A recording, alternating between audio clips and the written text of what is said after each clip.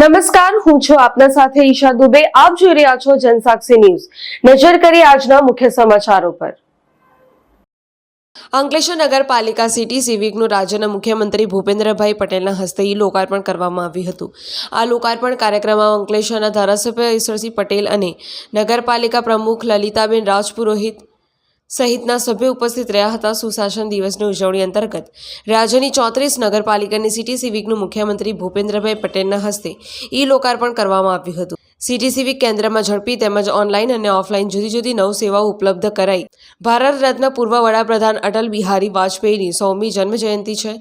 અટલ બિહારી વાજપેયીની યાદમાં આ દિવસને સુશાસન દિવસ તરીકે ઉજવણી કરવામાં આવે છે. ત્યારે આ સુશાસન દિવસની ઉજવણી પ્રસંગે ગાંધીનગર ખાતે રાજ્યના મુખ્યમંત્રી ભૂપેન્દ્રભાઈ પટેલની અધ્યક્ષસ્થાને રાજ્યની 34 નગરપાલિકાની સિટી સિવિક કેન્દ્રના લોકાર્પણ કાર્યક્રમનું આયોજન કરવામાં આવ્યું હતું.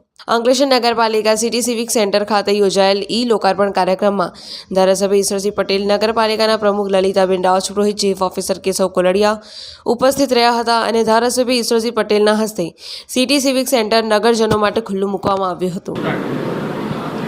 ભારત રત્ન પૂર્વ વડાપ્રધાન શ્રી સદ્ધેય અટલ બિહારી વાજપેયીજીના આજના 100મી જન્મજયંતિ નિમિત્તે આપણા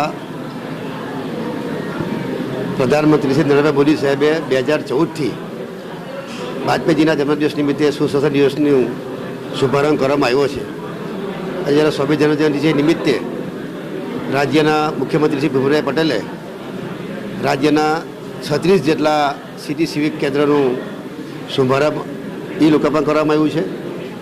અંકલેશ્વર ખાતે આ જે બિલ્ડિંગ છે 1,40,00,000 ખર્ચે બિલ્ડિંગ બનાવવામાં આવ્યું છે. આજથી જે પહેલાં નગરપાલિકાની અંદર જન્મ મરણની નોંધણી હોય, મિલકત વેરો હોય, વ્યવસાય વેરો હોય, આ તમામ કામ માટે નગરપાલિકા જવું પડતું હતું અને એને કારણે ત્યાં અવર જવર વધી જતી. ત્યારે આ નગરપાલિકાની જગ્યામાં જ આ બિલ્ડિંગ બનાવીને આજે અહીંયા સિટી સિવિક સેન્ટરનું જ્યારે અહીંયા શુભારંભ કર્યો ત્યારે લોકોને પણ આવવા જવા તકલીફ ના પડે.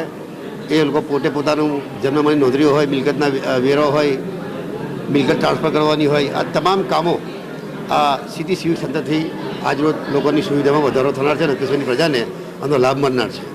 પિન્ટુ મોદી, જનસાક્ષી ન્યૂઝ, અંકલેશ્વર.